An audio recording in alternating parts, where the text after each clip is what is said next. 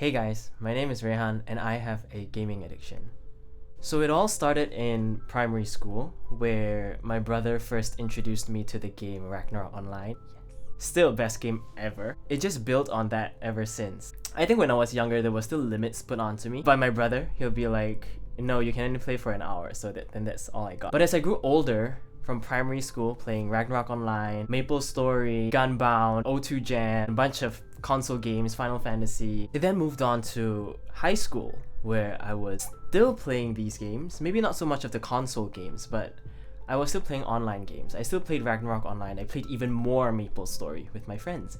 Until one fine day, I was introduced to the game Dota. I can't remember who introduced me to the game, but my friends and I, we played it like a lot. From Dota, it then moved on to League of Legends and League of Legends until today. So back then in high school, I would literally wake up for school, go to school, come home at like 1:30, have my lunch, and the first thing I do is turn on my PC. And I play League of Legends until I sleep, which is probably like 1, 2 a.m. That's easily more than 8 hours, including like maybe like 30-minute lunch break or 30-minute dinner break. That's pretty much it. So that's like 8 to 10 hours of gaming almost every day in high school. During holidays, it was worse. It was literally like get up at 10 or get up at 12 p.m. game until like 3, 4, 5 a.m. Who does that? So fast forward, at that point of time in high school, I still did not see it as a problem. I still thought, hey, this is normal. And all my parents say that, oh, he games so much. But I still get good grades, so I think that's why they didn't really say much about it. So moving on to college, this is where it started. Mobile Legends. Mobile Legends. For the first time, a mobile game is released on mobile. And I'm like, damn. So I download it. I see my course mates playing, and I'm like, yeah. And then I joined in as well, and I just kept playing. And I would remember days after class or in between classes, I'll just be gaming. And after class, I would game from like 5 p.m. until 6 a.m. when I still had class at like 9 a.m. Number one, I either skip class, or number two, I'm just like tired as.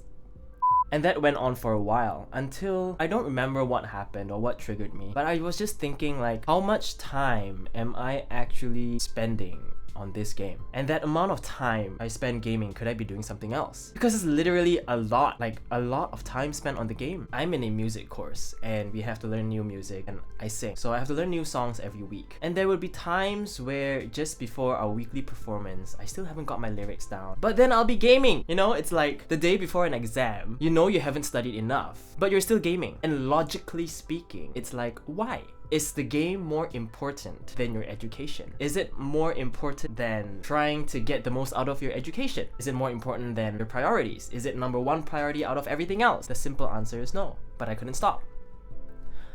So I did feel like I really needed to do something, and I decided to uninstall the game, and that worked for me. There would be times where I would install it for a bit and then start playing again, but I got better control over my addiction and I remind myself to, no, stop, this is enough, and then I uninstall it. So I'm glad that I got to that stage where I can uninstall it and not go so deep into the rabbit hole. Until recently, that is where it happened again. I've been playing a lot of Wild Rift League of Legends on mobile, but I haven't been addicted to it. Kind of like maybe like quite into it, but not exactly very addicted to it. Maybe at times I was a little bit addicted. But I love the game so much. Recently, I downloaded this other game called Onbg Arena. So these are all MOBAs, FYI. And for some reason, it's an old game that I played, but for some reason I was addicted to it. Like the moment I downloaded it, I just kept playing. Like literally the first thing I do when I wake up, I grab my phone, I'll be like, okay, I'm gonna play one game. And of course I'm not gonna play one game. I'm gonna play probably like 5 to 7 games. And then when I win, I just want to keep playing. When I lose, I say, okay, I need to just play one more and win. And then when I win one game, and then I just want to keep winning. And then I lose and I just want to win one more game, and then I just keep playing. And it never ends. The cycle never ends. And it's hard. It's hard to get out of it. It's really hard. In the span of 2 days, I played 32 games. One game was about 20 minutes. And I played 32 games in 2 days. So that's like 5 hours later. 5 hours, 20 minutes a day. That's a lot of time spent on gaming. 5 hours and 20 minutes per day. Like, I don't know. You know, people usually say, putting this in perspective, right? I think gamers would say, hey, 30 minutes is fine. Or like, you know, it's only 2 hours. I game for like 3 hours. 5 hours is, yeah, it's a little bit more on the more side, but some people game like 10 hours, you know? Hey, that's nothing much. Putting it into perspective, you know, like People say every day, if you can spend 10 minutes doing something you like, over time, you'd form some kind of habit of doing something good for your future, right? Like reading a book, or learning the guitar, or learning the piano, or learning a new language. I spent 5 hours and 20 minutes on a game that I know in the future I would probably not play again.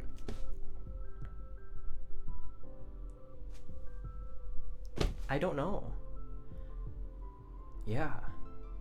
So drawing parallels again, if you can practice the piano for like 1 or 2 hours a day, every single day consistently, you would improve so much. 5 hours or 20 minutes, I could have spent 1 hour playing my piano, 1 hour learning a new language, 2 hours watching Netflix, and 1 more hour probably heading to the gym. But no, I spent it on gaming. So yes, drawing parallels, putting it in perspective, it's a lot of time. That was like, I think 2 days ago, and I decided enough was enough. Once again, I pulled the plug, I uninstalled it, and immediately after I uninstalled it, I felt this sense of relief. I was like, oh. It's like I finally got rid of it. And while I was addicted to it for those 2 days, I felt really bad because I knew I shouldn't be doing this. I literally have a priority list. I have a list of things that I want to do and I want to achieve. But here I am spending all those hours or precious time away on something that I know I will not use in the future. And that made me feel horrible. That made me feel so bad. And that feeling bad, I didn't like feeling it. And that kind of pushed me to press the uninstall button because I know that if I uninstall it, I'll be fine. So that is the reason why I'm making this video today, because it really pushed me to think and really realize that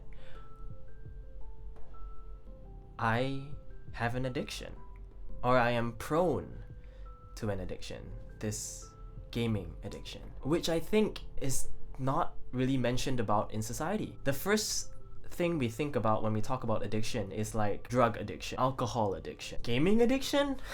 People will be like, what? That's normal, bro. It's deemed normal by society, at least in Southeast Asia, and I don't think that's healthy.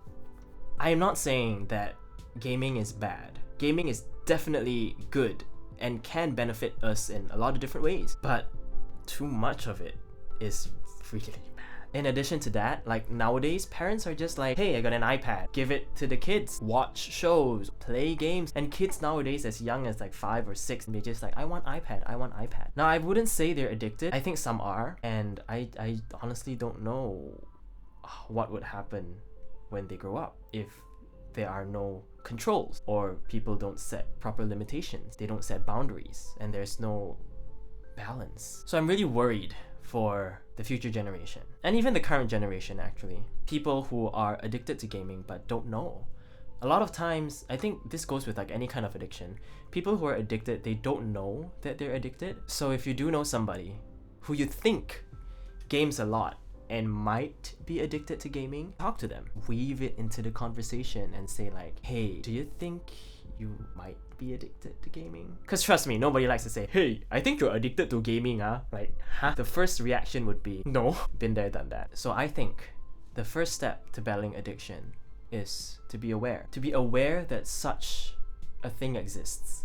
A gaming addiction actually exists, and that addiction is not just for like smoking or alcohol or drugs. Step number 2 is actually admitting that you have an addiction. Step number 3 is actually wanting to do something about it. Now there's a saying that goes, how many psychologists does it take to change a light bulb? And the answer is only one. But the light bulb must want to change itself first. Nobody can help you unless you want to help yourself. So thank you for watching. If you liked the video, please do give it a thumbs up and subscribe, click the bell. I really hope that this video would be helpful or can help somebody out there who happens to go through the same thing that I did, and help raise awareness about this gaming addiction that's in society. Thank you for watching, and I hope to see you guys next time. Peace.